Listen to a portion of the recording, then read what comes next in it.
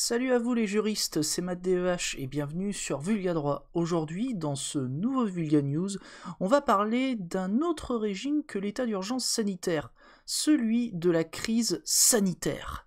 Et ouais, le but de ce nouveau régime, c'est de préparer les pouvoirs publics à de nouvelles épidémies et de tirer les enseignements de l'évaluation de la gestion de la crise sanitaire. Et je vous propose qu'on aborde le projet de loi qui va instaurer cet état de crise sanitaire. Du coup, lançons le générique et n'attendons plus. Allez, c'est parti.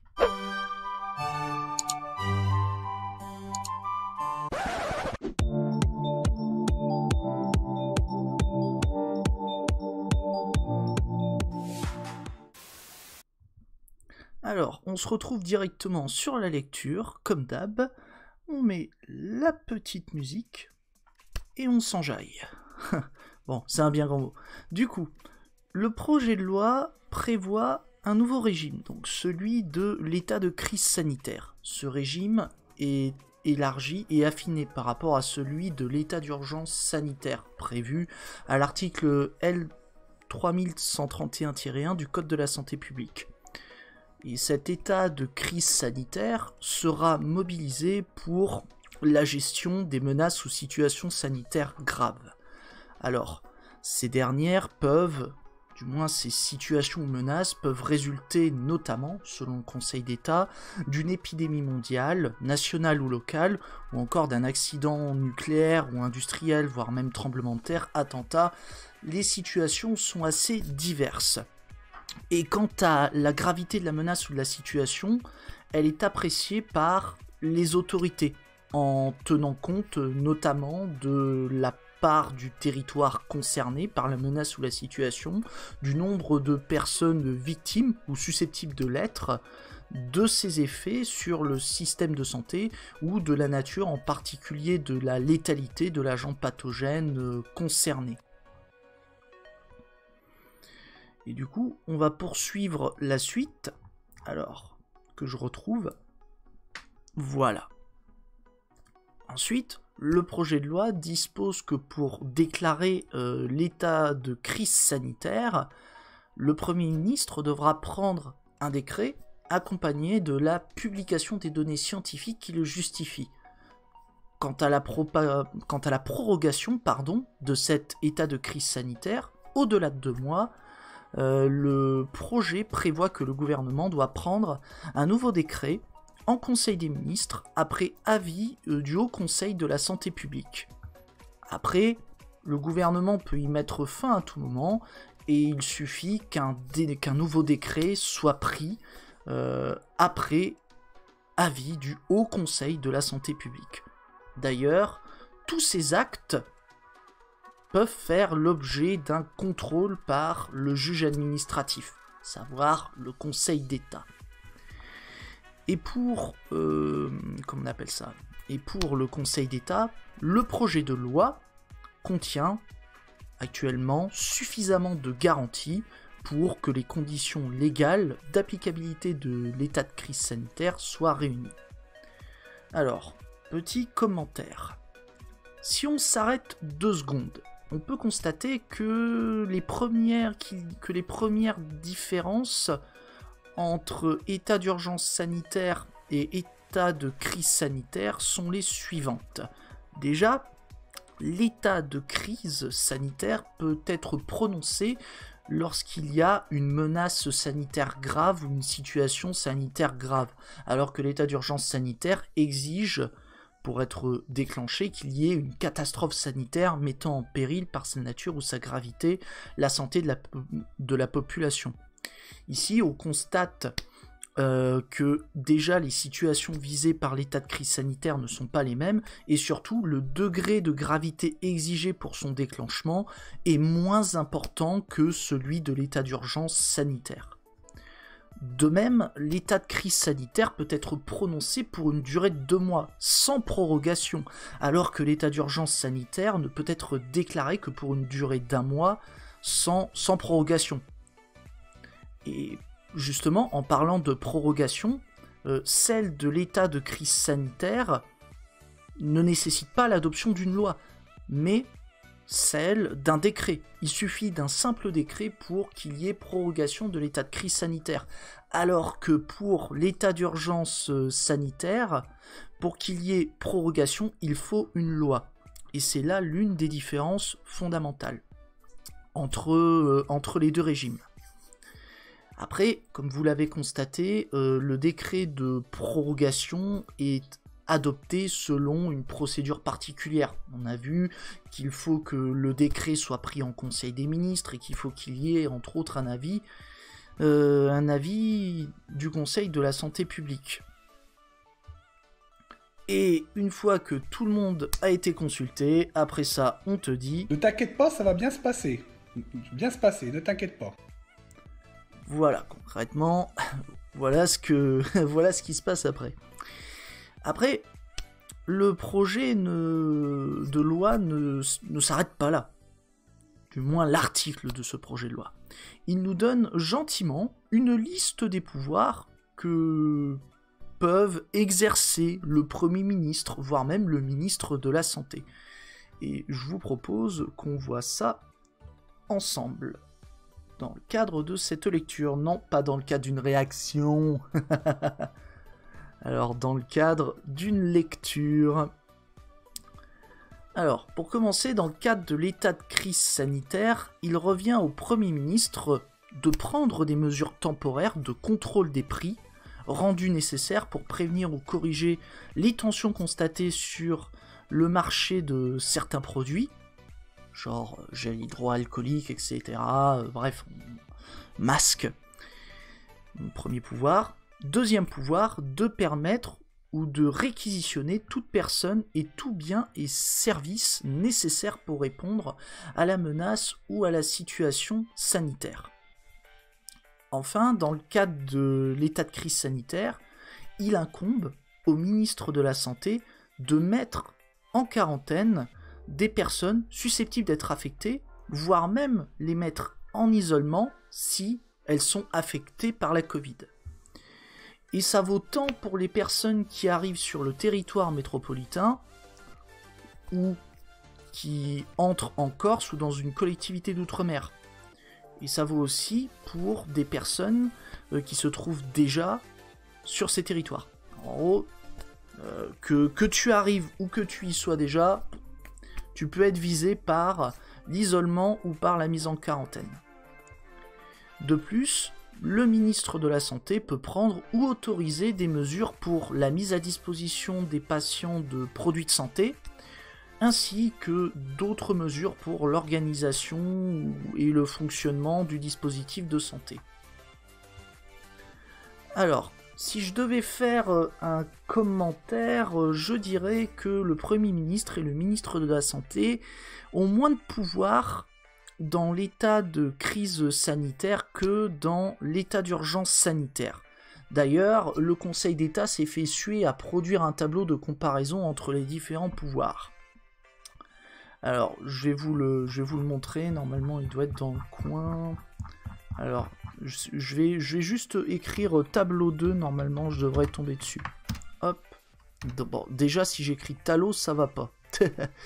Un talot, non mais vous avez déjà vu un talot? Voilà, tableau 2. Donc là je vais juste faire un petit zoom, comme ça. Bon, si vous voulez voir le tableau, donc là vous voyez, à gauche vous avez les pouvoirs du Premier ministre et du ministre de la Santé dans le cadre de l'état de crise sanitaire. Vous voyez, il n'y a pas énormément de pouvoir, et là par contre, là dans l'état d'urgence sanitaire, pouf. Bon, on voit par contre que les pouvoirs du ministre de la Santé sont identiques, que ce soit dans l'état de crise sanitaire ou dans l'état d'urgence sanitaire. Par contre, c'est le Premier ministre qui a plus de pouvoir. Il a plus de pouvoir dans l'état d'urgence sanitaire. Et là, du coup, une fois que après que vous ayez eu le tableau, concrètement, la chose que vous pouvez dire, c'est ça. Mais oui, c'est clair. Voilà. Et pas autre chose. Alors, hop, on va rebasculer en commentaire. Voilà, bon, juste pour vous dire que qu'avant qu'on se quitte, le Conseil d'État apporte quand même quelques remarques sur cet article. Voilà, il nous donne, il nous dit ce qu'il en pense. Alors, il faut juste que je vais juste essayer de retrouver le passage. Alors, je vais mettre, hop, laissez-moi juste quelques secondes, donc condition de, normalement, voilà, je crois que c'est là. Hop. Je vais peut-être mettre, alors, je sais quoi, c'est conditions de forme, de fond. Qu'est-ce qui m'a mis le cochon? Conditions de fond. Voilà, il est là, je vous prie de bien vouloir m'excuser. On passe en mode lecture et on va poursuivre. Alors, d'une part, le Conseil d'État relève que le projet de loi définit de manière précise les conditions de forme et de fond auxquelles sont subordonnés le déclenchement et la prorogation de l'état de crise sanitaire. De plus, toutes les mesures réglementaires et individuelles sont contrôlées par le juge. Ça veut dire que ça vaut tant pour... ça va du décret qui déclenche l'état de crise sanitaire jusqu'à la simple mise à l'isolement ou la simple mise en quarantaine, le juge contrôle. Après, selon le type d'acte, ça peut être soit le juge administratif, soit le juge judiciaire. Mais je ne vais pas rentrer dans le détail, voilà. C'est juste à titre informatif. Si vous voulez en savoir plus, vous pouvez lire un peu plus en détail l'avis du Conseil d'État qui en touche deux mots. Enfin, les pouvoirs du ministre et du Premier ministre sont énumérés de manière limitative, ainsi que leurs conditions d'exercice et ainsi que leur portée. Donc là-dessus, le Conseil d'État est très content, il est satisfait qu'on a une liste limitative des pouvoirs du Premier ministre et du ministre de la Santé, et on nous explique comment est-ce que ça va, on va dire, quelles sont l'étendue de leurs pouvoirs. Voilà, grosso merdo. Et pour ce qui est, on va dire en particulier, des pouvoirs les plus attentatoires, à savoir la mise en quarantaine et la mise à l'isolement, on va dire le Conseil d'État estime il constate que ce n'est qu'une faculté. Et cette faculté du ministre de la Santé, elle ne peut être utilisée qu'à la condition que son emploi soit strictement nécessaire et proportionné aux risques sanitaires encourus et approprié aux circonstances de temps et de lieu. Et encore une fois, si le juge est saisi, il peut contrôler ces mesures de quarantaine et d'isolement. Il va veiller au grain. Ah mince, bon, j'ai fait une petite boulette. Bon, si vous voulez voir le passage, c'est ici. Voilà, parce que bon, j'étais en mode réac depuis le début, bon, c'est pas dramatique, c'est les petits pépins. Donc si vous voulez retrouver le passage, c'est ici. Donc au paragraphe, je sais pas si on dit paragraphe ou point 16, voilà. Autant pour moi, mais de toute façon, vous avez toutes les informations dedans. Après, du coup, je disais que le juge va veiller au grain, du moins en théorie.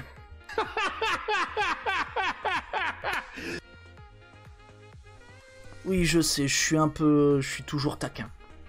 Mais bon, après, on ne s'arrête pas là, puisque le Conseil d'État a, disons, identifié un pépin dans la rédaction de cet article du projet de loi.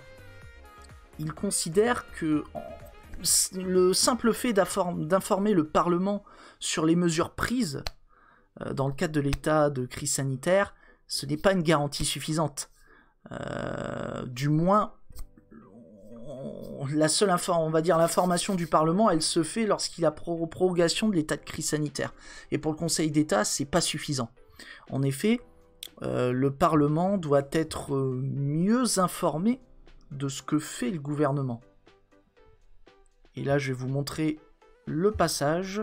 J'en ai marre d'appuyer sur les mauvaises scènes. Je suis une quiche, mais c'est pas grave. L'erreur est humaine, l'erreur est humaine. Soyez sympa. Bon, du coup, je reprends et j'arrête les bêtises. Selon le Conseil d'État, le Parlement doit effectivement être mieux informé de ce que fait le gouvernement, afin qu'il contrôle au mieux l'action de ce dernier. Je vous rappelle, c'est prévu à l'article 24 de la Constitution, le fait que le Parlement a pour mission de contrôler le gouvernement. Et du coup, pour le Conseil d'État, le fait d'être simplement informé, c'est pas suffisant. Parce que les mesures, elles portent atteinte à des libertés, la liberté personnelle, la liberté individuelle, le droit de propriété ou encore la liberté d'entreprendre. Et c'est pourquoi le Conseil d'État recommande qu'en cas de prorogation d'état de crise sanitaire, le gouvernement devrait présenter au bout de 6 mois un rapport spécifique qui mettrait en perspective les mesures prises et qui expliquerait les raisons de cette prorogation de l'état de crise sanitaire. Et il y aurait en même temps une présentation des orientations de son action. Voilà, il y aurait une présentation de l'action du gouvernement dans ce rapport. Bon, j'imagine que certaines personnes se disent que c'est pas assez pour encadrer l'état de crise sanitaire, que le Conseil d'État il est trop gentil avec le gouvernement, que c'est pas assez sévère. Et malheureusement, le Conseil d'État estime que, mis à part cette question de l'information du Parlement, le régime de l'état de crise sanitaire qui figure dans ce projet de loi ne pose pas de problème juridiquement parlant. Je suis navré, les juristes.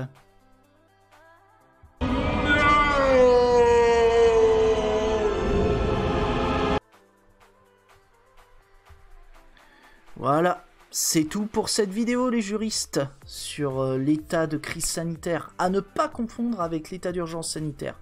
Ce qu'il faut retenir, c'est que l'état de crise sanitaire peut être prorogé par le gouvernement sans autorisation du Parlement, et que le Premier ministre a moins de pouvoir dans l'état de crise sanitaire que dans l'état d'urgence sanitaire. Ça, c'est vraiment ce qu'il faut retenir, c'est ce qui est le plus important.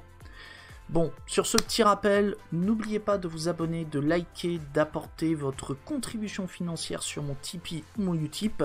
Si vous estimez que je mérite d'être soutenu, je vous en remercie d'avance. Et si vous voulez voir d'autres contenus, que ce soit de l'actualité ou même encore des news sur les jeux vidéo, ou voire même des let's play de jeux vidéo, ou encore on s'arrête pas de la radio libre, n'hésitez pas à jeter un œil dans ce que proposent les collègues vidéastes, ça figure dans la description, et si vous en voulez plus, vous pouvez voir d'autres vidéastes sur les Discord du Prisme des Créateurs et sur celui de 404 les Tendances Perdues. Et encore une fois, pour ce qui est des sources, c'est encore dans la description. Voilà. Bon, je crois que j'en ai assez dit. Sur ce, je vous laisse. C'était MattDEH sur Via Droit. A plus les juristes. Et c'est l'heure de la petite outro.